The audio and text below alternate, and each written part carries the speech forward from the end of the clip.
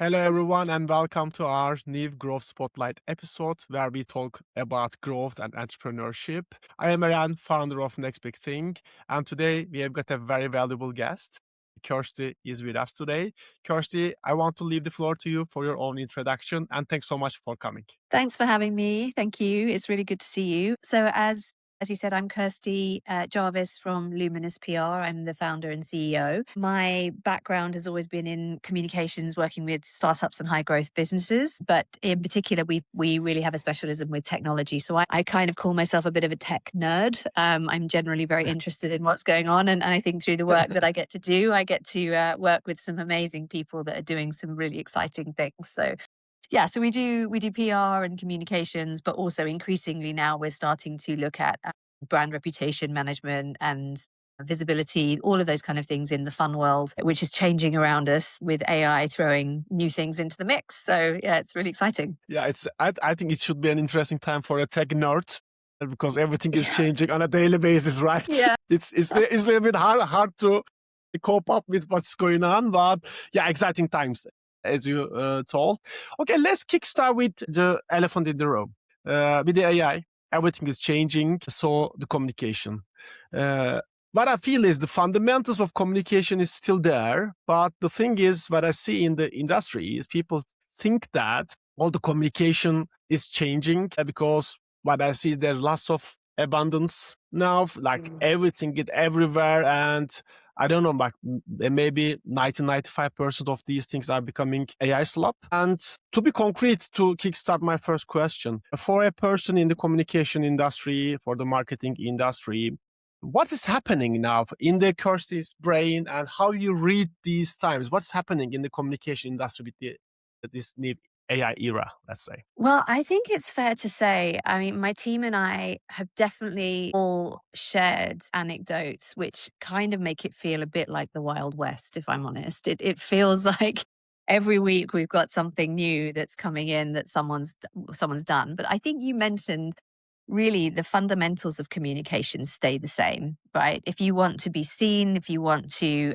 be seen as an authority, you still have to communicate, and you still have to communicate in ways that resonate with people and make people think. The challenge, as you've said, is that it's now become easier than ever to produce materials that support the way you communicate. And that is both a blessing and a curse, because I think it's brilliant that the time that is saved for doing some of your background information ahead of doing, the front of house communications, that's a win-win.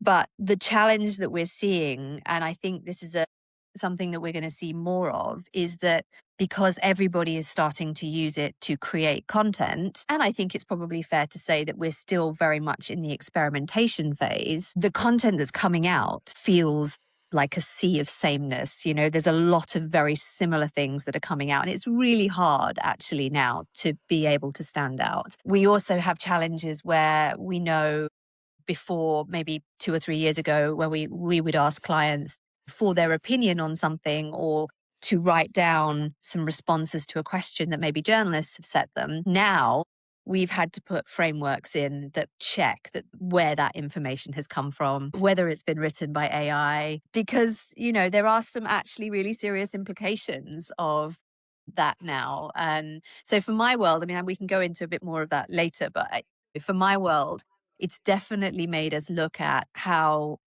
we support clients, I think, because actually I'm a very big advocate for AI. I think, anywhere that a business can get more efficient is brilliant, but I think it is about using it in the right ways and understanding the knock-on effects if you are not using it perhaps in the most smart ways that you could do. Exactly. I loved your analogy about both Wild West, and it is blessing and a curse. Yeah. Because that's what I feel as well. Recently, one of the episodes when we were shooting, one of our mentors told that AI is poisoning people because they want to create more, and they are going to like these rabbit holes, like start to create something. But when it comes to the effectiveness of what you create, I think it is becoming much more important. That's what I also see in my personal experiences as well, because all emails I receive, all content I read, now for me, if I can understand it comes directly with the AI, the trust levels for this Yeah. content is decreasing sharply. I'm not saying that not using AI, because who isn't now? Everybody's using AI now, but the thing is how you use it. Like, you can use it on research, you can use it maybe for some tidying up, but sending content purely is an email or is a LinkedIn post, whatever, purely from the AI, no matter what, how much you train that thread, how much you train that LLM, I still feel that there is a huge gap between the human's own original tone versus it's coming from the AI. And regarding that, my question will be, maybe it's not a direct answer to that, but we can touch base around it. With this abundance, with these lots of people are creating lots of stuff with the AI, I feel that the role of trust in communication is becoming the core currency. And in this age, by creating content or creating a communication material, what are the things that startups need to consider to keep that trust high while they are creating content or creating any communication materials? How we need to approach this trust in this new era? So really, I think we're in an era now where anyone can look and sound like an expert. So actually, being an authentically real expert is the thing that really needs to be front and center. Because if we're engaging with a brand or with someone that we want to work with, invariably now, because everybody can sound like an expert, we're going to start asking more questions about, tell me where you've done this before. Give me some examples of where this has worked. So your case studies and your real evidence points are going to be the thing that I think will really come through. And I think the other thing I wanted to say a little bit here on trust, I talked a bit about the implications of just using AI for content. We have to remember now that people are starting to use LLMs for search almost more than they are traditional Google search, right? And we know that these LLMs are categorizing your level of authority based on your true, authentic ability to be an influencer. So in the past, I think it's really fascinating. In the past, if you had big enough budgets, you could be top of Google, you could have advertising campaigns, etc., that would sway people's opinion. I think actually the way that we engage with content is going to start changing. We are going to be looking for those trust elements, but also we have to remember that the engines that we might be using to search are going to be looking for the places that you are being authentic. We know that in LinkedIn, for example, is starting to prioritize content that's human written. We know that Google is starting to, if you're using AI for your own blog content, they are penalizing your positioning. So it becomes more important than ever to be able to really conclusively show the world that you are an expert, and you can't fake it anymore, right?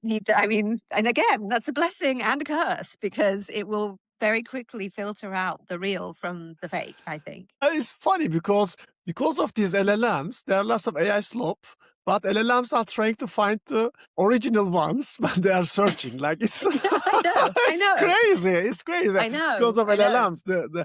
I think the curse is happening because of, as you told, seems it's very easy to fake to be a real Mm, expert in some domain, but then when it comes to the next thread, next question of LLM, yeah, they are trying to find out who is the real expert, not AI generated, but you already created these AI generated. yeah, That's funny. If if people stop being authentic, if people stop thinking, if people stop creating, then as of 2026, the information that has been fed to the LLMs will stop there. Then it will mm. be a constant same type of content going Well, on. That's well, I should also add here as well, Erin, that, the work that we do, where we work directly with publications and media houses, Mhm. they, if there is any percentage of something that's written with AI, they reject it immediately. So they have a very hard line on this now. We can't even use AI to pitch them anymore, because they can feel that,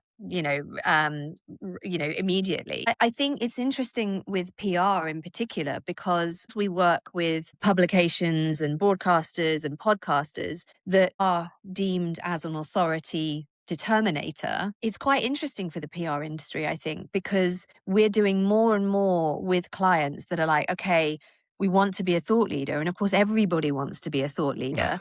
But the Who amount of doesn't? work that actually goes into really honing and crafting your really unique perspective. I think people, again, because we have all of this information at our fingertips, we can come out and create this, amazing point of view on something. But is it your point of view? Is it really what you think? Is it based on what you're seeing with your clients and what you're working on? How does it fit into the wider market? What is the world happening around you? And where do you fit into that? It takes quite a lot of work to actually be a really true thought leader. But I think we've definitely, we're coming at that tipping point now where it's becoming harder to look like a thought leader. And PR, given again that LLMs are looking at, are you featured on the BBC? Are you, in your top trade publication? And are you putting out stuff that is totally unique? Well, you're suddenly going to get graded as that expert if you're working with them. So PR has a really interesting place to play here, I think, in this new world. I think it will change. I definitely think it will change. I think that the ability to write a press release, all of those sorts of things, we know it can do really well. But there is that unique helping brands and individuals to find their tone of voice and their personality in amongst the noise is a skill. And I think that will continue to be something that we do a lot of work with. No, exactly. And it happens so quickly, right? Yeah. I don't know, like last year, it was everything was very pink. Like it was, oh, we have got these LLMs. Oh, they are creating great content with one prompt. I'm having this blog post. And then it's now we are in the position of, as of 2026 May, we are trying to find ways to be seen more authentic as well as to be more trustworthy. And you highlighted that use cases. I'm a huge believer, especially in the B2B. I was saying that use cases was the most important material for B2Bs. And now it is becoming much more important because what is the difference between you, let's say as a SaaS provider, between a vibe-coded SaaS platform that doesn't have any customer, that doesn't have any background? Because back old days, you need to have marketing teams, you need to have agencies to create content. But now one person teams can create content, one person teams can make the design. At the end of today, especially in the B2B perspective, what I've seen is the end user is trying to find out whether that company is trustworthy or it is one of these newly AI generated products. And when it comes to these evaluation, in my own experiences, when somebody's trying to sell me something, what I'm checking is their LinkedIn account, their website, their use cases. I'm trying to double check whether they are trustworthy. And you already said use cases. Maybe we can dig a little bit deeper about the content types. For example, at MBT, in order to cope up with these abundance and unoriginal material, we are doubling down these growth spotlight episodes because, excuse me, for us, Kirsty's expertise is very valuable to our startup ecosystem. And yeah, we have got a technology that we can take information from Kirsty, feed that technology, and we can make a Kirsty avatar, and Kirsty avatar can talk. But that doesn't mean that people want it. People want real Kirsty, people want Kirsty's real experience and these live conversation. What type of other content types do you think is becoming much more important when the AI is doing this abundance in all over the place? Yeah, this is a good question. I think I think thought leadership is really up there. It's because you said it's allowing people the space to be creative. And I think I think you said it before, that if we don't continue to think and be creative, then the AI engines will hit a level, right? This is one of the brilliant things about being human, that we experience things in a way that a computer or an LLM will never do. So I think really doubling down on thought leadership. And that could be, as you say, it could be thought leadership in something like this, where you're doing talk to camera. It could be doing an event around a certain theme, things that are kind of getting you out and being seen as an authority. but then really underpinned by the kind of things that would signal to these LLMs that you are out there. So really not neglecting your social media, making sure that you think really holistically across all of the channels. So when you're doing one thing, making sure that it goes everywhere, because we don't really know a huge amount about where these LLMs are picking up this authority from. So you've got to cover lots of bases. I also think, again, I know I would say this because I'm in PR, but I think continuing with doing things with media and people that are more influential than you are as influential as the friends that you keep and the people that you talk to. So whether it's you've got partnerships that are with bigger companies, what can you do to leverage those things so that your brand is associated with them, I think is a really great thing to do.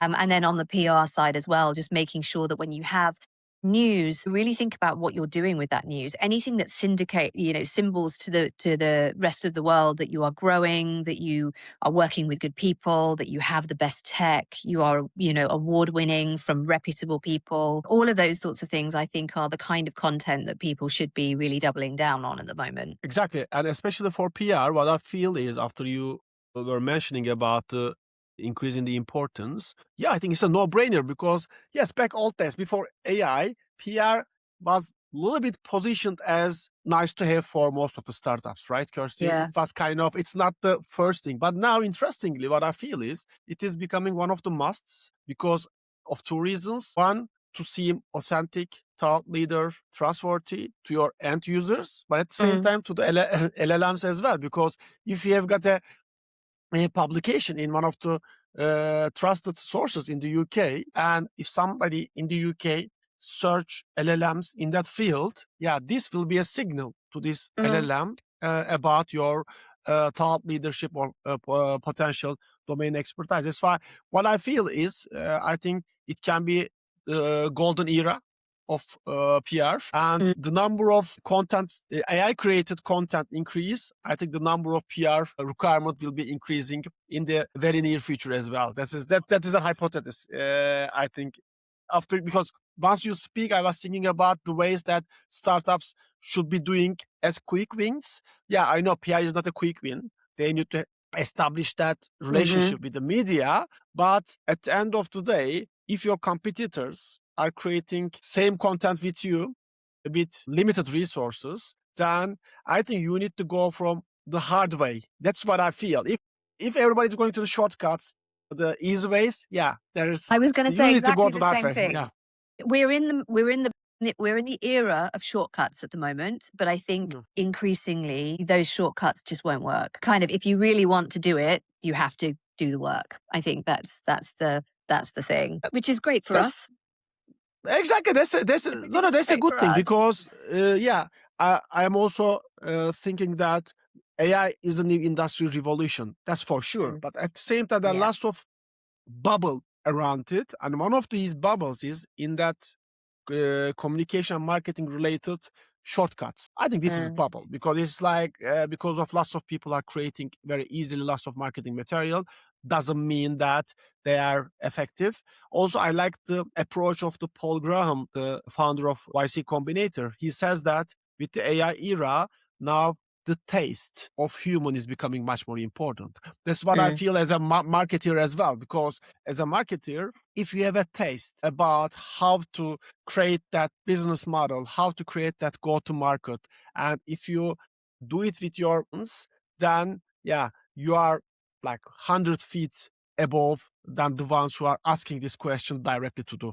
LLMs. Or then you are iterating. For example, I'm thinking that a person who never wrote a press release is asking LLM, write me a press release. Yeah, there will be a press release coming, but when a PR agency is managing that, that PR agency is managing all of the past experience, current relationships with the media, knows which media likes what type of tone, and knows as a founder what is your tone. For example, if your team will be helping me about media relationship, they know my tone. That's why they can understand my tone and they can create this piece of content according to my tone, my goals, the media expectation, the media. This is for me impossible to do it directly with the LLM. You can get help, but this is for me apples and oranges. That's why, yeah, it is going towards more do the hard work thing. And I think it's a good thing at the end of the day. Yeah, me too. Me too. I think, generally for the world, I look at, a lot of people think, "Oh, I'm really worried that, what will happen in the next few years? Will there be no jobs for humans?" And I think actually where we might head to is, at the moment, we're in this period where everything's being digitalized and being made efficient and automated, etc. But I think the skill sets that will really rise to the surface, I don't know how long it will be the people that are able to be inherently human.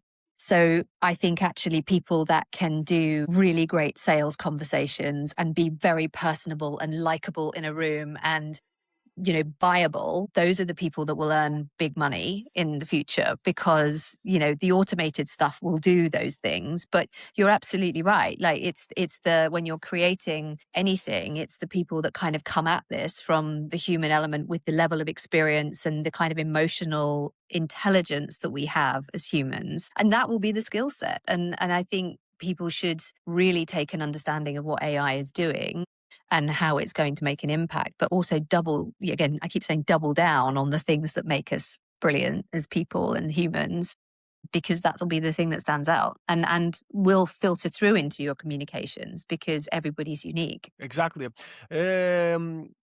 Let's dig deeper the thought leadership part, because also that is the part I'm also thinking that the importance is increasing exponentially, especially when we talk about startups in B2B or B2C space. Since everything can be created so easily, it is what I feel, it's my theory, what I feel is the importance of the founder branding, personal branding, thought leadership becoming much more important. But in the accelerator programs, we always see that founders, and you have been working with them for several years, that the persona, like technical founder who has a good product, starts to sell, that he wants to grow the brand, but he or she not creating any content or talking to the camera. That's why when it comes to personal branding or thought leadership, it's very hard to manage.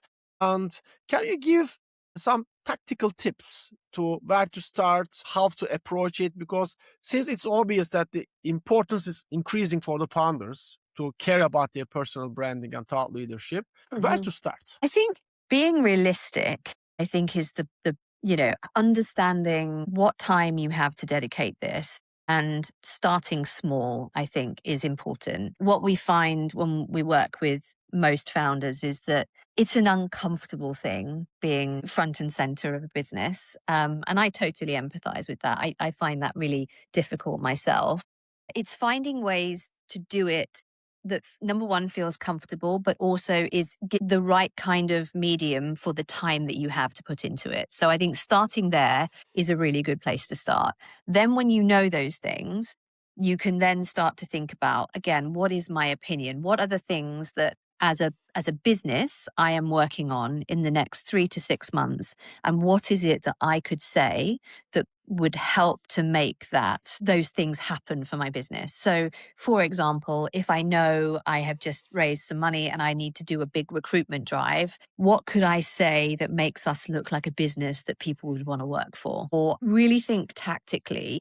I think there's a big pressure on founders that they have to speak and they have to just say something. Really kind of coming at this from what is the one thing that you could say this week that might make something positive happen for the business is the best way to kind of approach it. I also think leaning on your team, we are busy people as founders and it's really hard to find the time. So number one, schedule the time to do this stuff in your diary, even if it's just 15, 20 minutes to do some thinking time. Make sure it's scheduled, make sure it becomes protected in your diary and it's a regular thing that you get into the habit of doing. But then lean on your team as well. So maybe get trusted people in your team to go and use AI to go and help you research, like, what are the key things that are happening in my industry at the moment? For the last 2 weeks, what is everyone talking about? What's happening in my business at the moment? What are the key things? And then bringing all those things together and then finding out where your middle point is with that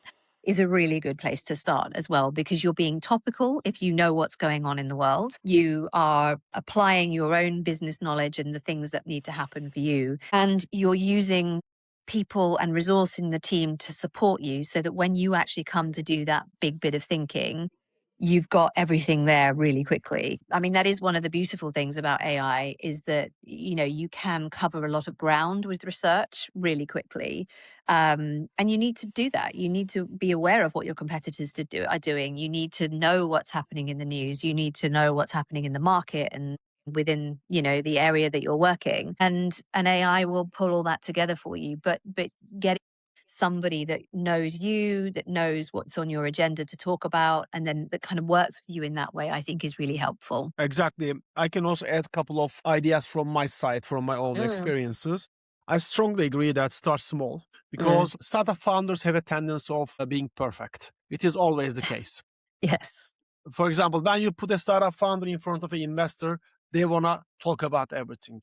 In front of customers, they want to talk about everything. It's like they want to be perfect. Starting small, I think, is the one critical thing. The second one is strongly agree that they need to feel confident in terms of the media, in terms of the content. Because I've seen lots of founders that has been pushed in front of the camera, but they don't want to be there and they don't want to talk about that. And it's like you can feel that, but that doesn't mean that that founder maybe can write just one paragraph per week as a newsletter in his or her domain. That might be a piece of content that can be built at our leadership. It is not every time like going to conferences talking about some stuff, because some founders is not being made from this material. Especially I'm talking about the lots of, let's say, technical founders coming from more product oriented roles and doesn't want that much like PR or media interaction. That's why the second thing is becoming being yourself. And third one is, that's what I'm using this tactic with myself. Make it enjoyable. For example, with these growth spotlights episodes, as I told you before we start the session, my goal is having a good time, having a good chat, updating myself, and having a catch up with one of our dearest mentors and friends. That is why I can make it. Can I make it recurring on a weekly basis? Yes, because that's what I'm doing and I'm enjoying. That's why if they can find something that they can start small, be themselves, and at the same time make it enjoyable, that might be a starting point. Because I cannot say that everybody should do a podcast or everybody should start a newsletter, but if they try to find what is inside them, that will, because they need an internal motivation to make it sustainable. If somebody is pushing, because I'm also seeing lots of examples that team is pushing the founder. You need to do that, you need to do that, but founder is not there. Founder is in finance or in product, in somewhere else. And when we look at the content, at the end of the day, it's not authentic. That's why, when you were telling that, I was also like checkboxing what I was doing to starting to doing that. But yeah, it's not easy, but they need to start from somewhere, right? Yeah, I think they do. One of the things that I was talking about, I think last time I was talking about, I really hate the term personal branding. I really hate it. The reason I hate personal branding is because I think it really tips over into influencer marketing and, you know, that whole world. And I think there's nothing wrong with that world, but for a founder and for so many founders that we've spoken to, that gives them the ick moment. It's like, "Oh, no, I don't want to be an influencer. I'm not interested in being an influencer." And I think the term personal branding does kind of, unfortunately, conjure up ideas of I'm going to have to now be an influencer and photograph myself on the tube every morning. And, you know, actually, so I prefer founder brand, or, you know, founder profiling, and trying to sort of work with founders to get them out of the mindset that they have to be an influencer, but they have to think with impact. So it's not about how many likes can I get, or, you know, what sort of engagement levels. It's more about what can I say that is going to tangibly have an impact. And that probably isn't, I've had a really good day this week, or, we've just won a new client, although those things are brilliant. Actually, it's about, we talked about trust and credibility. Maybe what can I say that shows that I am really experienced? Or I've had a really big win for a client this week that actually other people could learn from. Like those kind of things, founders are talking about all the time, and that's so much easier to do than what can I do that gets me the most likes or the most engagement or the most reach, And so I think sometimes, again, it's sort of making it feel a bit smaller than that being an influencer with a personal brand that's going to make me money and get me on a speaker tour and all of that kind of stuff. Because half of them don't want it. Half of them don't want that. They actually just want to know that, okay, I'm going to have to do this. This better count. Yeah, exactly. By the way, it totally makes sense because from a founder perspective, if you brand it as personal brand, it resonates more to the, like, as you said, influencer part. But when you say it for more like a founder brand, also top leadership, what I feel is when you say founder personal branding, it might be some icky moments, but when it comes to thought leadership, it is not only the founder, it's a combination of the team, the brand, everything is coming onto the thought leadership. That's why thought leadership and founder branding, I also love them more than personal branding as well. And yeah, I'm a little bit conscious about time. That's why I would like to go to the last topic. But I'm very, very really interested about your takes on that. As we start the episode with these abundance, people are creating lots of content. From an expert like yourself, what you will recommend founders not to do? Because I'm sure that they are doing lots of stuff with the AI and publishing it. But for example, let's think about UK ecosystem. Mm-hmm. And let's think about an international founder who would like to enter to the UK market. Okay, now it is easier for them to create the landing page, create the content, put on social media. But where the experts or where the real buyers can understand that is not good material, that is AI. And what are the things to avoid for the founders who are going to this short way, as we talked? Yeah. So, I mean, the obvious one is do not rely on it to create your content. It's like you just can't. You can't do it. You can. It's crystal clear, right? It's crystal clear. It's so clear, and also it's so obvious to everybody. It has a language, it has a tone. It just and I think the more we get into this, you may as well not bother. So I think definitely do not do that. I think the other thing that I've seen is some people are not fact checking. So they are relying on obviously something that's been written and then the facts haven't been checked. And I think that's not great. And then I think, the other thing is, being too vanilla. I mean, I think now more than ever, you've got to have a point of view. So if you don't really have a point of view, really maybe stop and think, why am I putting this out there? Because we're all getting so inundated with posts, which I sometimes feel people post because it's an algorithm thing and they have to do it and they have to keep feeding this machine. And yes, there is an argument to that. But I just think, as we're becoming more and more numb to content, really think about, if you don't have a point of view, where can you look? How can you make yourself more of a thought leader? Through, use AI by all means, create ideas through it, do your research, you do the things that can help you become a real authority. But yeah, I think just posting for posting's sake is starting to get boring for people. And I think can actually start to harm your brand, actually. Exactly. And I love that being numb to content. I think that's what we are experiencing at the moment, because I can easily confirm, even in the last 10 days, I've seen in the LinkedIn, some of my contacts share something that is obviously AI written. The thing is, I divide things into two. As you said, there are some posts, there is not a point of view. It is just posted for the sake of AI. And there are some posts, there's a point of view, but AI is used to rewrite it and etc. Refine it, yes. I'm fine with the second one. I'm fine with the second one because the second one is, at the end of when you read it, you can have a point of view. But the first one, yeah, I'm becoming numb to these type of content. It is like I'm not even reading, Kirsty. It is obvious now when you write it, because it is better to write some content with a bad English, but with a point of view, is much better with a perfect British English, but without a point of view, right? I always like to say as well, like, we can learn a lot from publications about how they grab attention through headlines and what they do. Is this a real story? We deal with this all the time when we're pitching clients into media. How do we make this relevant? How do we make this something that someone's going to want to read? Because for a publication, they live or die by how many people pick up their papers or go onto their site to read their content. I think we're starting to get to that point with channels like LinkedIn. You've got to really think, like, is this really a hook? Is this going to be relevant to someone? Is this going to be useful to someone? And if it isn't, then don't say it. I just think Exactly. it's That's like, that don't easy. say it. Because you're as you- clogging up my LinkedIn feed. Exactly.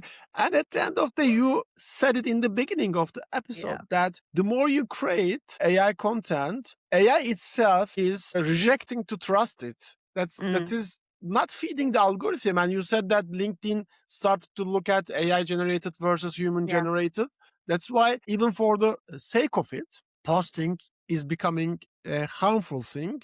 And the more important thing is, for example, if you are a startup founder, your audience are mostly your potential customers or potential partners, it is harming the personal brand as well. And then it is crystal clear and obvious. Very short take. If you don't have an opinion, don't put say it. Don't say it. I Just love keep it that. to yourself. I love that. I love that. We have so many people that come to us and say, we want to be thought leaders. And it's like, great, what have you got to say? And they're like, well, you tell me. You tell me. And I'm like, okay, we have some work to do. Love that. Kirsty, thanks so much. It was a lovely chat, lovely episode.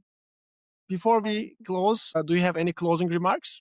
No, I don't think so. I think we've covered a lot, actually. We've covered a lot through this. I think, I think people, I think my advice to people is to use AI where it's really good and get it to help you to become better as individuals and thought leaders, but don't be lazy with it. Exactly. Don't be lazy with it. And if you watch until here, you can share this episode with another founder you think it might be relevant. And you can get in touch with Kirsty through LinkedIn, I believe. Yes, Kirsty, your DMs are open for founders, right? Okay. Yes, absolutely. That's great. For any communication, branding, PR related challenges, we have been working with Kirsty in more than, 7-8 years in our accelerator programs. Now. Yeah, a long time. And I've seen her, how she was helpful to our entrepreneurs who are trying to enter the UK market. That's why feel free to reach out to her through LinkedIn. And this is the end of this episode. I'm closing it now. Everybody, ciao, ciao, bye-bye. And Kirsty, thanks so much for coming.